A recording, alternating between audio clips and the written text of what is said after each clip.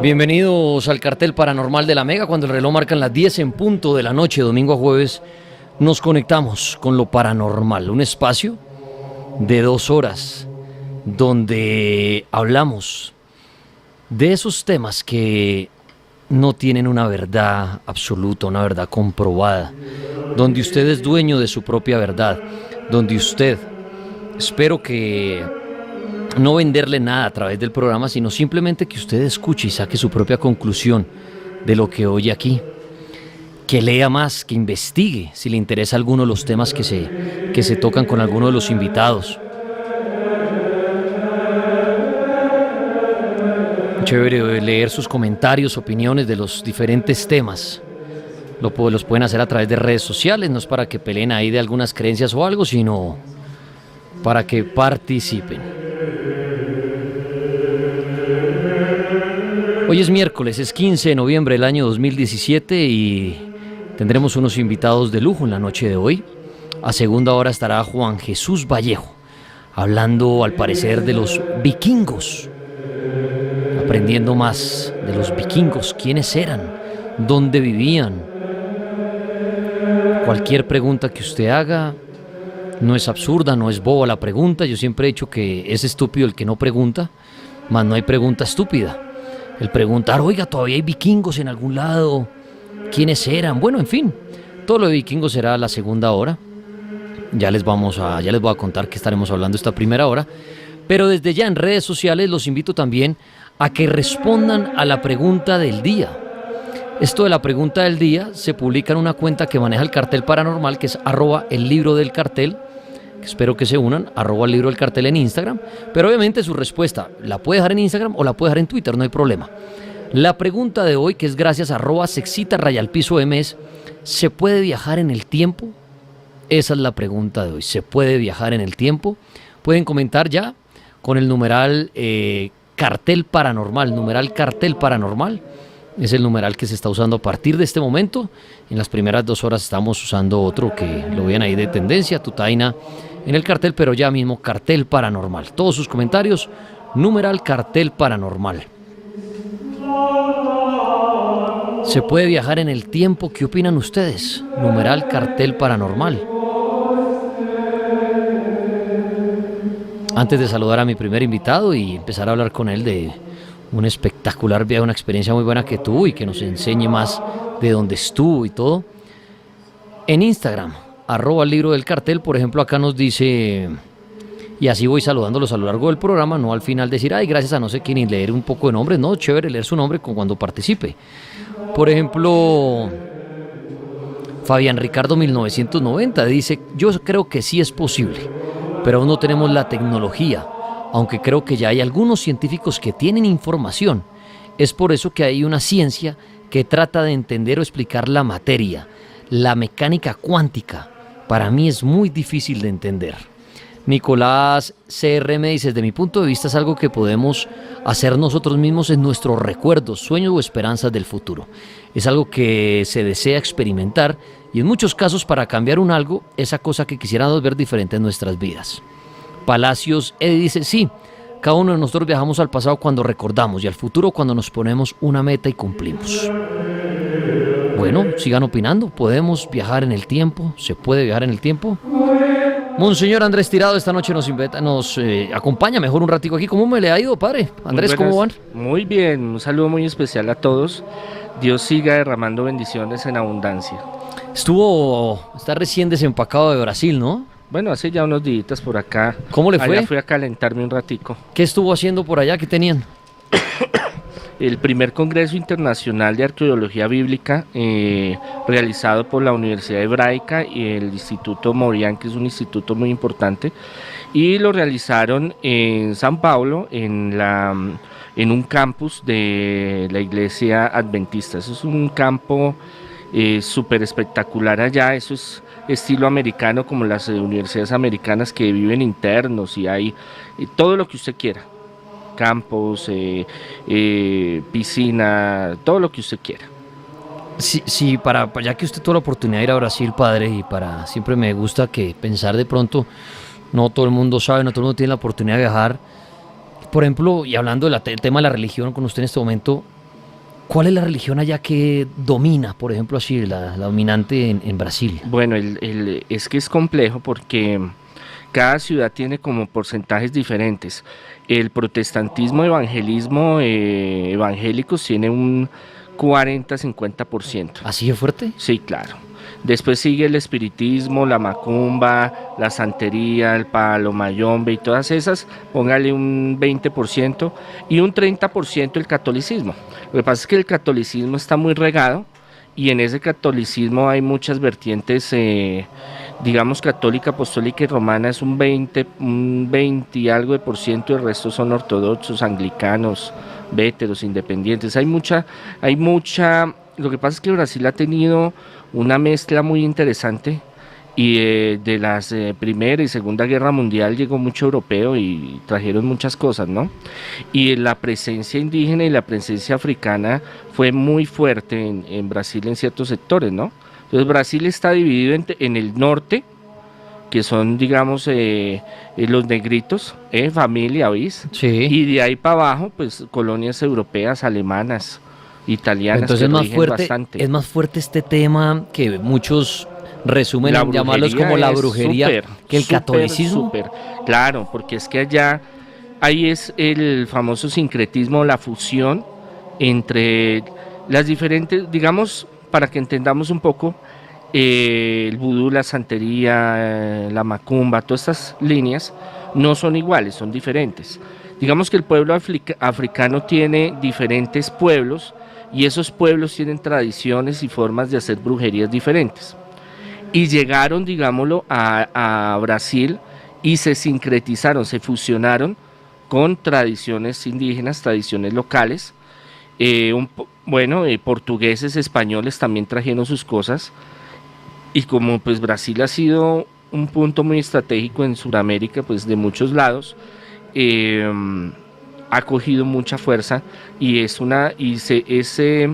lo que es el fútbol, digámoslo así, lo que son los carnavales y lo que es la brujería es muy marcado en la tradición. Eso es algo muy, muy obligatorio. Este tema de la brujería interesante, padre, y va uno por las calles. Usted tuvo la oportunidad de estar en San Pablo. No sé si conoció más lugares, pero ¿se ve así la brujería de fácil que uno vaya caminando por ahí? ¿O es algo que está todavía secreto en algunos barrios, en algunos sectores que uno dice, no se ve así tan fácil como usted ir caminando y ver una iglesia?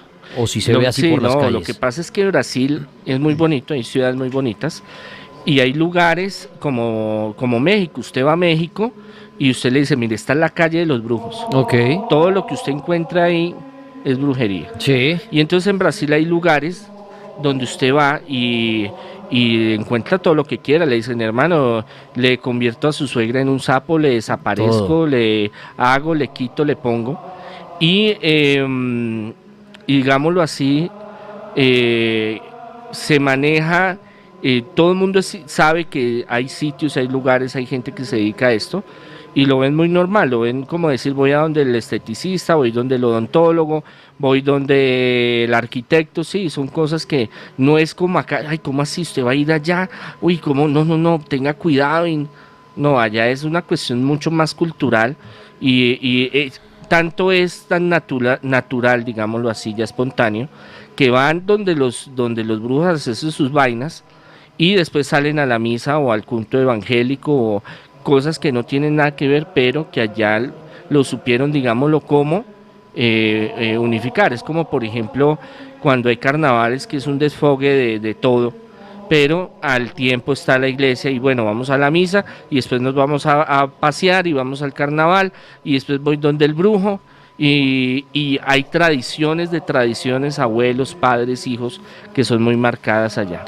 Padre, en este viaje, ya que estamos tocando, ahorita ya me va a hablar de la arqueología bíblica que me llamó la atención cuando dijo que fue a eso, pero en este viaje en el camino se cruzó con algún brujo estando allá o vio o algún ritual o algo por casualidad o algún brujo compartió con usted y hablaron de esto. Digamos lo que unos ya, digamos, conoce ciertos perfiles y uno trataba como de alejarse. Habían unos como muy reservados, ¿no? Que uno va y dice, no, pues uno le da como la sensación y ciertas cosas sí, pero hay otros que sí tenían sus amuletos y sus cosas y andaban, haga de cuenta estar en el África, digámoslo así. Ok. Y usted sí que es como ya es muy natural. Y en ciertos lugares, en otros no, en otros usted va ahí normal, como en Bogotá o en otras ciudades. Depende del sitio donde usted se vaya moviendo y donde usted vaya andando. Así como México, Colombia, Argentina, muchos otros países del mundo, hay sus lugares que son pesados y sus lugares también que son muy hermosos y maravillosos. Bueno, monseñor, usted dijo al principio que estuvo en Brasil en el Congreso de una Universidad de Arqueología Bíblica. ¿Qué significa eso? Cuando uno dice arqueología bíblica, ¿a qué se refiere? Bueno, es que el tema, esto es algo muy importante y yo creo que todo teólogo, no solo, esa es una gran bendición, digámoslo así, no solo los católicos, los cristianos, sino esto es abierto a muchas personas, académicos e investigadores. La arqueología es una ciencia, ¿no? Que es desenterrar el pasado, eso es la arqueología. Pueden ser hechos históricos, hechos escritos, pueden ser hechos elementos como el ir a excavar, a buscar ruinas. Y la Biblia siempre se ha atacado de que la Biblia es un cuento, una fábula, un cuento de hadas. Obviamente nosotros debemos de entender que la Biblia habla en unas formas que hay que entenderla y que hay que analizarla. Cuando Jesús dice, si tu ojo, tu mano te hacen pecar, córtatela, porque es preferible que llegues al reino de los cielos manco y ciego a que quedes por fuera, habla en un sentido donde hay que darle una interpretación, no hay que tomarlo de forma literal. Entonces hay hechos históricos que están en la Biblia que al pasarlos a la historia y a pasarlos a la arqueología, dan un fundamento, digámoslo así. Entonces la arqueología bíblica es el buscar en la arqueología los hechos reales que sustenten a la Sagrada Escritura. Entonces, ¿qué es lo que pasa? Muchas veces nosotros decimos, por ejemplo, en este congreso fue uno de los, bueno, la Universidad Hebraica, que está en Jerusalén, es una de las mayores especializadas en arqueología bíblica en el mundo, ¿no? Obviamente tienen a Jerusalén, tienen a Israel, la mayoría son judíos, entonces eso es algo interesante, pero también, como les digo, se hizo en la Universidad Adventista, que son evangélicos, pero hubo una integración muy bonita y un diálogo muy ecuménico, muy abierto, que más se vio por la parte investigativa más que de credos o de doctrina. Ah, es que yo soy católico, es que yo soy judío, es que yo soy musulmán, es que no, todos nos fuimos por ese ámbito. Entonces ellos hacen cursos, ellos tienen especializaciones. Está el Centro Moorian, que es un centro que organiza peregrinaciones a hacer arqueología bíblica al que quiera ir específicamente a los lugares donde estuvo Jesús, por ejemplo, o los lugares donde fue el templo de Israel. Entonces usted se vaya así como Indiana Jones y se pone su sombrerito y vamos a cavar y metámonos por aquí. Entonces se vuelve algo más interesante que lo académico, que le pongan una presentación en PowerPoint Sí, y diga, dormido. Esta es el río no sé qué, esta es la iglesia tal. Claro, usted lo meten allá y metas ese hueco y mire lo que hay acá y no, aquí pasó. Y no aquí a la teoría, otro. pero sí a la práctica. Exacto. Entonces la arqueología bíblica viene a desmitificar muchas cosas que se creían y a reafirmar muchas cosas que sí existen. Eso me interesa muchísimo para esta noche con el monseñor Andrés Tirado, que nos acompaña y bueno, estuvo en este congreso, porque creo que uno de los grandes misterios que hay en la vida es la Biblia. Este libro que creo que muchos de ustedes han tenido en la mano y a veces leen a partes y no entienden absolutamente nada. Otros sí la estudian, la entienden, es complicada. Pero entonces, lo que usted dice, padre, en este congreso tratan es de decir, mire, esto ya se comprobó. Claro, esta es la investigación. Listo, todo esto dice la Biblia, pero vamos a tratar de confirmar todo esto que está ahí. ¿Qué cosas nos puede contar que hayan confirmado y también hayan dicho, no, esto sí, la verdad, aún no se ha comprobado? Bueno, hay muchas cosas. Por ejemplo, Hace 5 años, ahí estuve el arqueólogo, fue un grupo de varios especializados de varios países Sí. en arqueología y arqueología bíblica, personas de gran trayectoria y conocimiento. Entonces fue un arqueólogo de Jerusalén que descubrió el Siloé, la fuente del Siloé, que eso es algo muy importante para el cristianismo. ¿Qué es el Siloé? Los rituales judíos siempre exigían que usted antes de pasar al templo hiciera unas purificaciones, hiciera unos lavamientos, se lavara, se purificara, y las fuentes eran algo muy importante.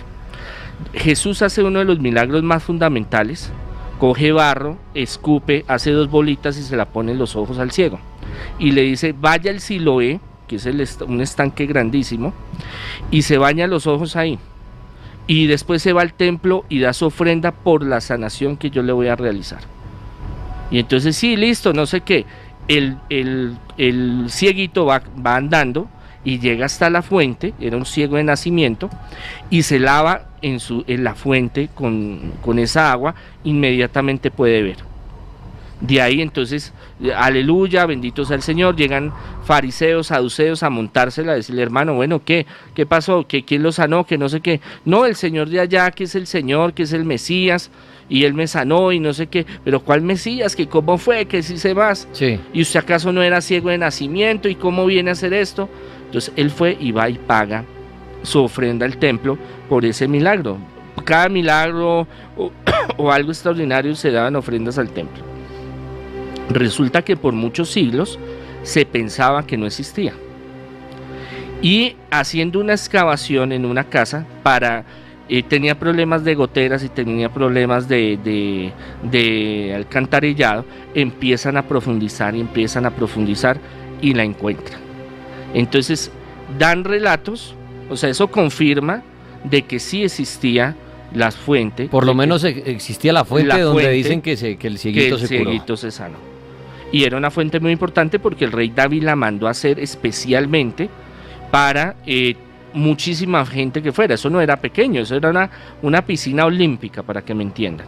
Entonces son cosas que van fortificando y van diciendo, hombre, esto que sucedió sí viene de una parte histórica, de una parte real. Padre, ahí se confirma la existencia de este lugar, pero ¿cómo se confirma el milagro? El que sí existió realmente este cieguito que se puso las 2 bolitas de barro, se bañó y ¡prum! Empezó a ver. ¿Eso cómo lo confirma? Por varios testimonios, aparte de los de la Biblia, de la que conocemos, hay varios escritos apócrifos y de otros tipos de personas que narraron el hecho.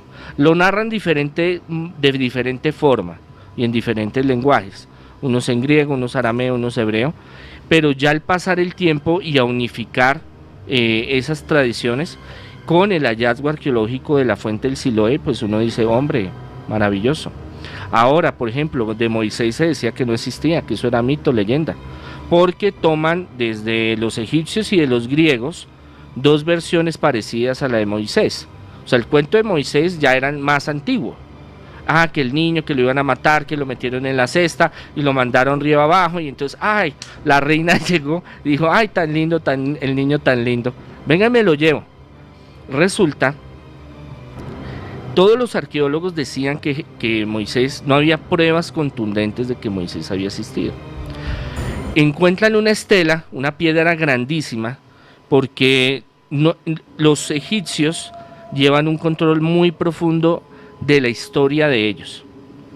Han quitado partes, digámoslo así, de varios faraones, pero en sí de las guerras y de los conflictos y de la historia, ellos llevan un registro muy exacto, y no aparecía el pueblo de Israel, hasta que encuentran una estela, una piedra grandísima como de 2,5 metros, donde habla que el pueblo de Israel y Moisés estuvieron presos, estuvieron ayudando, digámoslo así, en tal reinado al faraón, a uno de los faraones. Desentierran eso y habla de una ciudad estuvieron Moisés y estuvo el pueblo de Israel por varios siglos, y es ahí cuando desentierran una ciudad submarina, encuentran esa ciudad, y esa es la ciudad donde estuvo Moisés. ¿Qué pasó?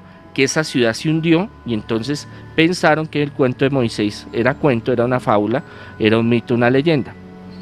Otro hallazgo fue en el Mar Muerto, que se pensaba que no habían pasado por el Mar Muerto, sino por el Mar de Cañas. O sea, la tradición en griego es Mar de Cañas. Eso quiere decir de que no pasaron por el mar, como vemos en la película, que el mar se abre, Que Moisés lo abre. sino que se fueron por un cañito, un brazo que pega hacia el otro lado, y entonces ahí se fueron que expandito y camine, vamos, mijo. Sí, que Vamos por ahí no hay caminando. que, no hay que meter No hay el efecto. riesgo, No hay- exacto. Ahí no pueden abrir las olas. Sí. Pero en el Mar Rojo hicieron una excavación submarina y encontraron carretas, y encontraron espadas, y encontraron armadura del periodo que se habla donde Moisés pasó por el Mar Rojo. Entonces, Que fue que, para los que no lo saben, que supuestamente los estaba siguiendo el ejército claro, y abre el mar, pasan Moisés y su combo de gente, y luego vuelve y cierra el Y se mar, cierra. y ahí es donde quedan todos los caballos, los soldados y las carrozas. lo más impresionante es que cada poco de tiempo, 30, 40 años, es un punto donde hay el aire, el viento y las placas tectónicas hacen de que se abra y se pueda caminar. Pero eso dura 15, 20 minutos. Y después se cierra, y esos son como 7, 8 metros de agua, y descuartiza lo que usted quiera. El hecho no es que se haya ese momento, sino cómo supo Moisés el momento preciso para pasar con todo ese O pueblo. sea, a ver, entendemos esa película, está buena. O sea, no se habla que Moisés tuviera poderes y dijera, abramos el mar, frun, sino sabía que el mar momento exacto. se iba a abrir en un momento exacto por unas fallas. Ahora, ¿él cómo lo sabía? No se sabe. Ese es el misterio. Ese es el que misterio. dicen de pronto. El fenómeno físico es que cada cierto tiempo se abre el mar y usted puede caminar. ¿Sí? Eso es. Pero usted cómo sabe en qué momento, y usted cómo sabe que a la mitad no lo cogen y lo vuelven mierda. No, y que precisamente le ocurrió cuando lo estaban persiguiendo. En ese mismo instante. Porque uno dijera, no, es que eso ocurre cada 50 días, por decir algo. Pero por eso cuando Moisés lo estaban persiguiendo para matarlo y a sus seguidores, se abre el mar, que listo, puede pasar científicamente comprobado que se abra. Pero lo que realidad. se dice es, o sea, ¿Cómo? de buenas que en el momento Exacto. se le abrió cuando usted está siendo perseguido y que uno diga, oye, ¿y preciso a mí? ¿O sería que en ese momento no debía abrirse y ocurrió el milagro? Claro, es que pueden ser las dos. O sea, ¿qué es lo fascinante de la arqueología y la arqueología bíblica? Que no hayan pruebas no quiere decir de que no sea. Entonces, ¿uno qué dice? No se sabe, no se ha comprobado.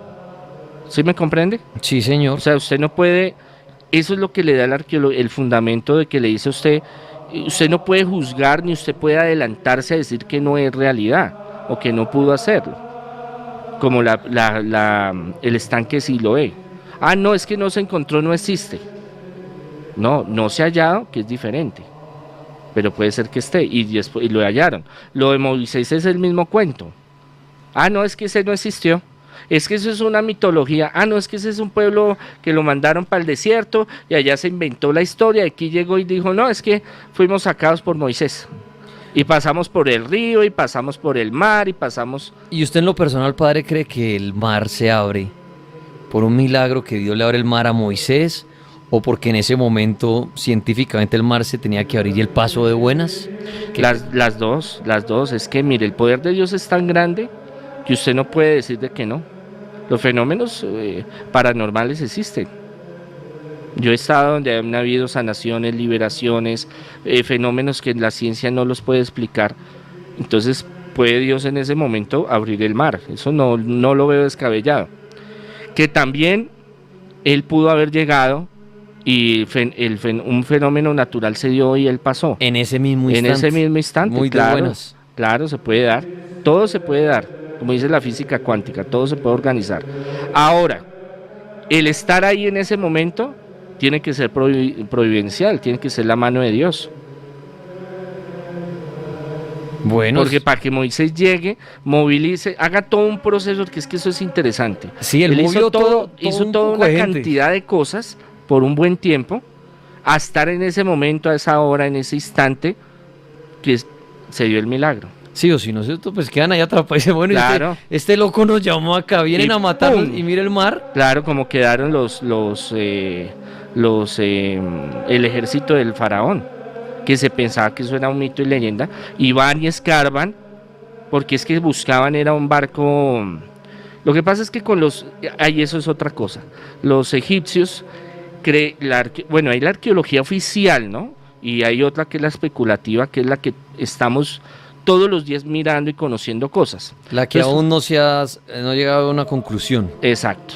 Entonces, por ejemplo, la tradicional dice que las primeras civilizaciones están hace 5.000 a 10.000 años, pero hay ahorita pruebas que hablan de 30.000, 100.000, 200.000, entonces es complejo. ¿Qué decía la arqueología oficial? Que los egipcios nunca salieron a buscar otras civilizaciones, que nunca salieron de allá, de su terruño, no salieron en barco, no hacían barcos para ir a largas distancias, pero los últimos hallazgos en Australia y en otros países y en otras cuestiones y barcos que se han encontrado, es muy probable que se hayan salido. Entonces estaban buscando un barco que se hundió ahí de los egipcios, que tenía bastante oro. Eso era la motivación, pero llegaron y encontraron lo otro. El ejército. Exacto. Es el Monseñor Andrés Tirado esta noche, invitado hablando aquí en el Cartel Paranormal de Arqueología Bíblica. Para los que están en redes sociales, respondan a la pregunta con el numeral de hoy. Cartel Paranormal es el numeral de esta noche. A la pregunta si se puede viajar en el tiempo. ¿Qué opina usted de esa pregunta? Que hoy la formuló en el Instagram de @libroelcartel, nuestro amigo @sexita_m. ¿Se puede viajar en el tiempo? Dice acá nuestro amigo Rigi Rome. Creería que ya hay personas que viajan en el tiempo, solo que son inventos o formas que no se pueden dar a conocer al mundo, que le darían un mal manejo a estos viajes y el caos sería incontrolable. Dice Valent, yo creo que sí es posible. Santiago Cantoni dice, se puede viajar al pasado pero al futuro no, ya que vivimos en él. Si pudiéramos viajar a la velocidad de la luz, no correría el tiempo, dice Rubiano Camilo. Hasta Albert Einstein, y él dice, la masa es capaz de soportar la velocidad y una persona perdería el oxígeno porque es, dice aquí, la mega oxígeno, dice. Juan Capor 97 dice, según Einstein, viajando a las velocidades cercanas a la velocidad de la luz, podríamos viajar al futuro, pero hasta el momento es solo una hipótesis y los viajes al pasado hasta el momento son ficticios. La NASA en un periódico dice que en 30 años a Marte y después podrían probar viajar al tiempo, pero nadie sabe lo que esto se ha dicho. Sigan opinando, ahí leo sus comentarios en Instagram, en Twitter, acerca de viajar en el tiempo. Sí creo que se pueda y creo que hayan grupos de personas poderosas que ya lo han hecho y saben cómo, y por eso manipulan, hacen y deshacen, dice Mauren, con el numeral Cartel Paranormal. Monseñor, antes de seguir hablando de cosas así interesantes, chéveres de la Biblia, de cosas que ya han confirmado, cosas que quieren confirmar y no han podido, le hago esta pregunta a usted hoy. ¿Usted cree que se puede viajar en el tiempo? Bueno, lo que pasa es que, bueno, a nivel espiritual, cuántico, al nivel del tiempo, del espacio, de la mente, del espíritu, se podría, ¿no? Hay ejercicios, hay formas de hacerlo. Físicamente, como hablamos en público, digámoslo así, oficial, no se conoce todavía una máquina que sea capaz de atravesar el tiempo y el espacio. Hay toda la teoría cuántica, toda la teoría de cuerdas, de supercuerdas, del tiempo y del espacio y cómo poder viajar al futuro o al pasado, pero todavía no tenemos esa tecnología. Hay muchos que hablan y dicen, mire, yo viajé al pasado, yo tuve un sueño, yo tuve una visión, los extraterrestres me llevaron, me hablaron, me dijeron, yo viví esto, pero es como el tema de los extraterrestres, ¿no? O sea, ahorita se habla mucho de ese tema, pero oficialmente, ¿sí? No hay. De que bajen los hermanos siderales espaciales y digan, mire, yo soy fulano de tal y venimos a esto y lo otro. Pues hay personas que dicen que ha sucedido, pues ya cosas muy particulares, muy personales, pero oficiales no. Pero eso no quiere decir, como hablábamos en la arqueología, que pueda haber algún ya un avance tan avanzado que algún gobierno o alguna entidad lo pueda utilizar. Eso haría un conflicto en el espacio, en el tiempo, y cambiaría un poco de pronto el futuro o el presente. Es complejo, eso se llama una paranoia del espacio. Entonces no hay esa digámoslo así, esa fidelidad de yo decir, no, es que sí existe, pues tampoco puede decir, no, es que no puede hacer realidad. Monseñor, y quería hacer la pregunta que se formuló el día de ayer, ya que lo tengo aquí presente, y es la siguiente: ¿los animales tienen alma? Alma sí, espíritu no. Alma sí. Sí, nosotros nos componemos de cuerpo, alma y espíritu. Hay algunos que hablan preespíritu y protoalma, pero en sí están esa combinación de tres, trinitaria, digámoslo así, como el Padre, el Hijo y el Espíritu Santo. Y para usted, cuerpo, alma y espíritu. ¿qué sucede con el alma de nosotros? Desaparece. Cuando uno muere. Desaparece. Ese es un tema largo. Y el espíritu es el que va que es, a los exacto, cielos. El alma es la que tiene, es el canal de comunicación y de unidad entre el cuerpo y el espíritu. Cuando usted muere, el alma desaparece y el espíritu sigue. En los animales pasa eso. ¿Qué es lo que pasa? Que hay culturas indígenas y ancestrales, y como ahorita van a hablar de los vikingos, que es un tema muy apasionante, hay culturas donde hay veneración a animales, a esos espíritus de los animales, pero no son espíritus de animales, sino son espíritus antiguos que toman, digamos, facciones de animales, como el águila, como el lobo, como el coyote, como el león, pero en sí son espíritus que vivieron, o ángeles caídos, demonios que toman esa particularidad de manifestarse en diferentes animales, digámoslo así. Pero el alma, y bajo varios experimentos que hemos hecho y yo he hecho, de un animal, desaparece ese ser y desaparece el alma. Todos tus miedos en el cartel paranormal de La Mega.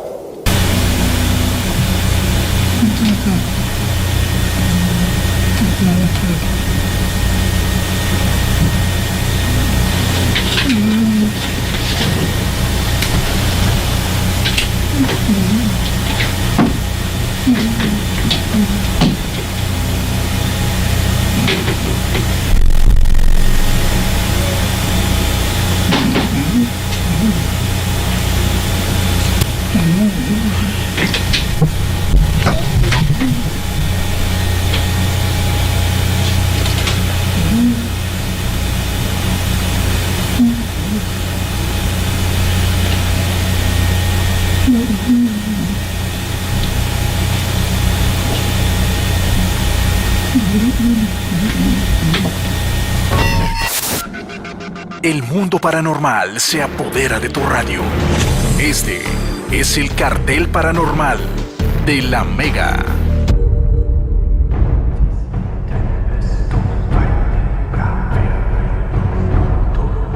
Avanzamos en la noche de hoy con nuestro invitado, el Monseñor Andrés Tirado, hablando de arqueología bíblica. Tema interesante, estuvo hace poco en un congreso en el Brasil, y qué bueno que haya venido, padre, a enseñarnos cosas de lo que usted aprendió allí. Nos ha contado cosas muy interesantes, que de esto se trata sus congresos, de mirar a ver, de cómo confirmar las cosas que aparecen en la Biblia y decir, mire, esto ya se comprobó, esto sí existió, esto nos falta por confirmar. ¿Qué otras cosas ya se han confirmado que la gente diga, increíble eso que aparece en la Biblia, que ya se ha confirmado, y qué otras no? Bueno, algo que les va a interesar, que mucha gente piensa y lo ve como certero, es que la arqueología y la bíblica es sumergirse en otro mundo diferente. Es muy apasionante y es confirmar muchas cosas y entender muchas cosas. Lo que pasa es que hay cosas que uno cree que son así o no entiende y pasó, pero al comprenderlas, saber, la arqueología maneja todo lo que es sociología, antropología, psicología, filosofía, historia, entonces es muy apasionante. Por ejemplo, lo que estaba diciendo ahorita, que todo el mundo da por sentado que Jesús era esenio, y que Jesús era esenio, y que Jesús era esenio, y todo el mundo de los que le gusta esos temas dice, no, es que Jesús era esenio, y Jesús para nada era esenio y está confirmado. ¿Por qué? Porque los esenios fue un grupo fundamentalista de extrema derecha judío, donde veían a los fariseos y a los saduceos, que eran dos grupos que estaban muy bien organizados y que ellos querían cumplir la ley a su totalidad, que eran 617 diferentes normas que usted tenía que cumplir para agradar a Dios. Okay. Por ejemplo, antes de entrar a la entrada principal del templo, báñese las manos, por ejemplo. Que las mujeres con periodo no podían entrar y tenían que quedarse afuera, por ejemplo. Si usted había matado a algún animal, tenía que bañarse primero, por eso las fuentes, y hablábamos de Siloé hace un rato, era tan importante. ¿Qué pasaba? Que este grupo quería llegar a un extremo en el cual querían vivir en carne propia esos 617 mandamientos estrictamente. Entonces vieron que adentro en la sociedad estaba podrida, llevada, vuelta a miércoles, y los profetas y todos, Juan el Bautista y Jesús, atacaba mucho eso. Por eso es que él se emberracó y entró al templo y los cogió a puño y pata con los apóstoles, volteando las mesas y todo esto, y les dijo: esta es la casa de Dios, y la han vuelto guarida de ladrones. Como veían tan contaminado en ese tiempo el pueblo judío, ellos se dijeron: no, el camino es el desierto, el camino es irnos a incrustar allá afuera, a las afueras de Jerusalén, donde nosotros podamos vivir como monjes estrictamente las leyes judías. ¿Y qué es lo que pasaba? Jesús no era tan estricto ni iba de la mano con todos esos planteamientos. Es más, cuando él empieza su ministerio, manda todo para el carajo y va en contra de todas las enseñanzas. No porque las quiera desacreditar, sino que les va a dar una nueva lineamiento y una nueva forma de ver y conocer el poder de Dios. Entonces, no vaya a hacer milagros en sábado, no vaya a hacer esto, no vaya a hacer lo otro, porque es pecado. Él: no, me importa, yo lo voy a hacer porque hay que sanar, hay que liberar, tenemos que comer. Entonces, él empezó a ir en contra de todas esas cosas. Entonces, por eso, Jesús no fue exenio. De pronto compartió un momento, pero no fue como Juan Bautista, que sí estuvo en el desierto, se crió en el desierto. Jesús era más sociable, él fue a la sinagoga como los apóstoles, y él era fariseo. Jesús era fariseo. Que nosotros pensamos que los fariseos es lo peor. ¿Por qué? Porque Jesús les daba duro, les decía: raza de víboras, sepulcros blanqueados. Lo que pasa es que la Biblia habla en un género muy bonito, y no va a decir: es que Jesús le echó la madre, es que Jesús los insultó, es que Jesús los trató mal. Pero él les decía cosas muy fuertes, y tanto era lo fuerte que les decía que muchas veces querían apedrearlo. En la Sagrada Escritura aparece: y les dijo tal y tal y tal cosa. Entonces los fariseos y los saduceos, los escribas y maestros de la ley, se levantaron y lo iban a apedrear, pero él se escapó. Así varias cosas, porque él empezó a desarrollar su ministerio quitando todas esos fanatismos que no eran más que reglas, porque para él era el amor, la confianza, la entrega a Dios mucho más importante. Por eso es que los judíos lo llaman el profeta del amor, porque él habla mucho sobre esa parte. Y entonces ese pensamiento que fue esenio, hay que olvidarlo. Hablan de que fue a Inglaterra con otros, que fue a la India de los 12 hasta la vida pública, que no se escribe nada en la Biblia, y ahorita podemos hablar el por qué. No hay pruebas contundentes de que él haya ido allá. Sí, eso que usted acaba de decir es interesante, a muchos le llama la atención porque se habla de la niñez de Jesús y se habla nuevamente cuando vuelve ya digamos de adulto, a sus 33 años, que llega, aparece y bueno, y reúne a los apóstoles, empieza a hacer sus últimas tareas, deja el mensaje, lo crucifican y chao. Pero ¿qué pasó? Y resucita, no me corte el pedazo. ¿No? Bueno, entonces resucitó al tercer día, sí. Resucitó al tercer día, subió a los cielos. Hasta ahí. Pero entonces, padre, ¿qué pasó con Jesús? Y tenía otra pregunta que hacerle de la Biblia, y es: usted dice que a través de los estudios, los congresos y de la arqueología, se trata de confirmar esos sucesos que están escritos en la Biblia. ¿Qué pasa cuando algo no logra confirmarse o se confirma que es mentira? Algo que está en la Biblia. O que no es exacto. ¿Qué hacen? Sacan una nueva edición y dice la iglesia, y sale el Papa mañana, sale una nueva Biblia porque resulta que en una de sus páginas decía, voy a inventar, eso invento yo, Sí, que sí. Jesús caminó sobre las aguas y se confirmó que eso es falso. ¿Y qué hace la iglesia? O se quedan callados y dice, uy, nos enteramos que eso es mentira, eso no diga nada. Lo que sucede es que hay una cuestión que es materia de la fe y es la tradición que se ha llevado. Entonces eso no se cambia. Eso quedó así, digámoslo O así. sea, no se usa la palabra mentira. No se habla de que mintieron o no mintieron, o exageraron o no O exageraron, que no existió y sí. o no existió o sí existió, porque es que va mucho con la fe. Ok, lo que no se ha Entonces, confirmado no se dice que no existió, sino se espera Es- algún día Se espera, puede ser, que se confirme. por ejemplo, Ok. el Vaticano, en Vática, en el Monte Vática, que es donde está la Capilla Sistina, está el Vaticano, se dicen que los restos que están ahí son de Pedro. Y las últimas excavaciones dicen que si es un hombre judío del periodo de hace 2000 años, que es muy posiblemente que murió en los 60, 70 años a través de crucifixión, y las últimas inscripciones dice que es Pietrus, que es piedra, que es San Pedro, pero exactamente no se dice que sea él. Pero, exacto, no se dice, eso ya es mentira, cambiemos la Biblia, nada. Esperan que algún día Exacto. de pronto se confirme. Y si se llegara a confirmar, y esto ya es especulaciones, quiera hablar, uy, hijo de madre, eso es mentira, hermano. Creo que se pasarían de agache. Lo que pasa es que ahí entran publicaciones y entran cursos y entran cartas apostólicas y otras herramientas para no alterar la Biblia, porque es que la Biblia no la tomamos nosotros como un hecho histórico 100% real, no, que se compone de algunos elementos históricos. O sea, la fe de nosotros no está en que la arqueología encontró algo o no lo encontró, eso es muy aparte. ¿Qué pasa? Que eso nos ayuda, nos fortalece si se encuentra. Dice uno, hay hallazgos que le dan a uno más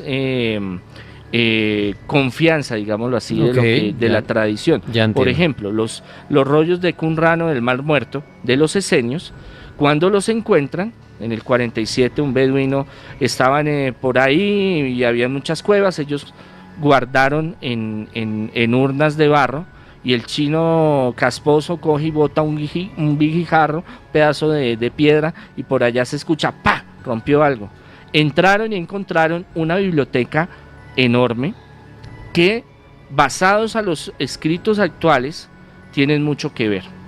Entonces, por eso, en cuestión de la arqueología, el arqueólogo no es de una línea, no deja de lado la parte de fe y deja de lado su creencia.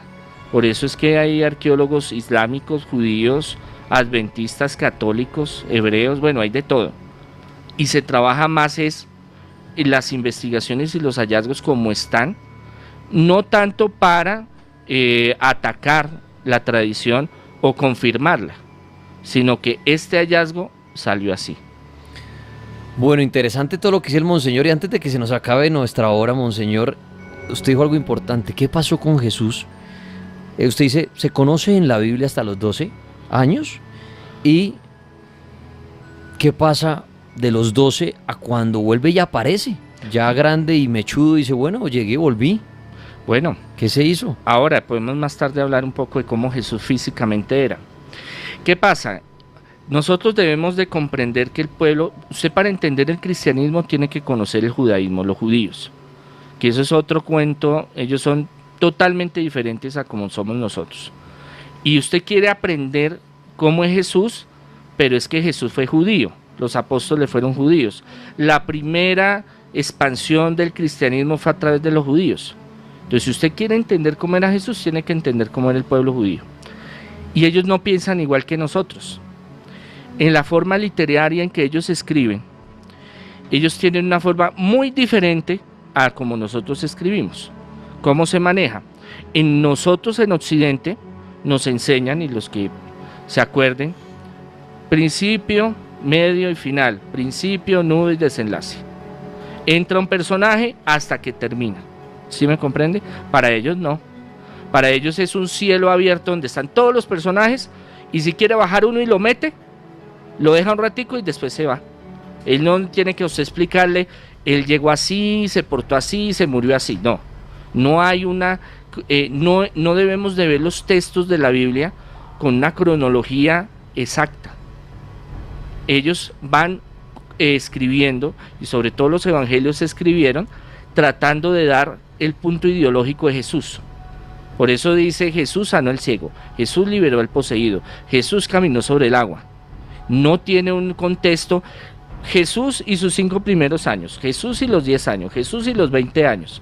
Porque los evangelios se centran, los sinópticos, los canónicos, los que nosotros tenemos a la mano, en dar más que todo de la ideología y de lo que Jesús hizo. Pero entonces los 12 a los 33 no hizo nada interesante. Ya, espérese, aguántese. Sí, a ver, entonces, cuénteme qué hizo ese hombre en esos años. Déjeme hacer la introducción de la introducción, porque entonces, en la Biblia, en los evangelios, la forma de presentar a Jesús lo presenta en diferentes ocasiones, en diferentes momentos, enseñando y haciendo cosas para nosotros entender la doctrina cristiana. No es una novela, no es un libro, una biografía exacta, no lo es. Para los judíos de 12 a su mayoría de edad, es un tiempo donde dice la Biblia, creció en sabiduría y en estatura. ¿Qué quiere decir eso? Que ellos, ese periodo, la mayoría de los judíos permanecía en sus hogares, trabajando, colaborando en las cosas de la casa, la vida normal de cualquier judío. ¿Qué se habla? Hay libros apócrifos del año 200, 300, 400, y gnósticos, donde dice que Jesús con José de Arimatea fue a Londres, Inglaterra, que fue a la China, que fue a la India. Hay los mormones que dicen que estuvo en Estados Unidos, en ese mismo tiempo, al mismo momento. No hay conformidad de que haya sido así. ¿Qué es lo que pasa? Pero si llegó a ir, padre, una pregunta, si llegó a ir, hablemos a sus 18 años, 20 años, era un joven común y corriente, entonces viajaba con los amigos y decían, uy, nosotros vimos a Jesús aquí por acá cuando era joven, o él desde muy niño era una persona, llamémosla, misteriosa, que para la época, digamos, como lo veían también como ilusionista, hacía cosas raras, la gente le tenía miedo o respeto, o era uno más del pueblo. Lo que pasa es que él le tocó perfil bajo porque a él lo perseguían. Estamos hablando de Herodes el Grande y después Herodes el Hijo, y entonces él le tocaba perfil bajo, él le tocaba estar camuflado. Es más, ellos se fueron un tiempo a Egipto porque ellos no podían estar en Jerusalén, en Israel. Entonces, ¿qué pasa? Hay muchos escritos apócrifos y gnósticos que hablan de milagros y de cosas que él hizo, pero no hay ninguna confirmación de que eso sea legítimo. Okay. ¿Por qué? Porque muchas se contradicen. Entonces, ¿qué hizo Constantino? Constantino reunió en el 316, el primer concilio más o menos, hablemoslo de ese año, y dijo, bueno, vamos a organizar qué es lo doctrinal importante. ¿Qué se habla? Hay pruebas de que, algunas pruebas no muy profundas, de que Jesús de Arimatea fue a Inglaterra y tenía comercio con Inglaterra. Entonces es muy posible que se hubiera llevado a Jesús allá, pero no hay pruebas contundentes. Entonces, ¿qué se habla? De que de los 4 a los 6 años, de los 6 a los 12 años, era obligación, y eso Josefo, un gran historiador, lo cuenta, los judíos son obligados a ir a la sinagoga. Nosotros creemos que la sinagoga es un sitio solo de oración. No, la sinagoga no es de oración, es de estudio. Aprendían a leer, aprendían a sumar, a restar, la Torá, a discutir, filosofía, aprendían filosofía. Entonces, de esa edad, Jesús estuvo ahí. A los 12 años lo llevan al templo y es cuando él se pierde y José pues casi se arranca el cabello y María se enloquece porque pierde 3 días y van hasta el templo y ven que está con los letrados, los escribas, los fariseos más importantes hablando cosas de Dios. Entonces vemos que sí hay momentos en que él pudo tener desarrollo. Se hablan de milagros de resucitación, se hablan de milagros en su niñez. Okay. Por ejemplo, que él tenía un pollo que era una mascotica de él que la quería mucho y María lo estaba engordando para el sancocho. Entonces llega y ya es grandecito y bonito, coge María y pum, le rompe el cuello y claro, y Jesús entra y se emberraca y se pone a llorar y triste y vaya a lo consciente y el pollo resucita. Pero estos no son cosas que sean en la cristiandad antigua, digámoslo así, comprobables, sino más bien puede ser mito, puede ser leyenda, puede ser tradiciones, digámoslo así, que se han recogido. No hay una investigación de relatos de primeras personas como el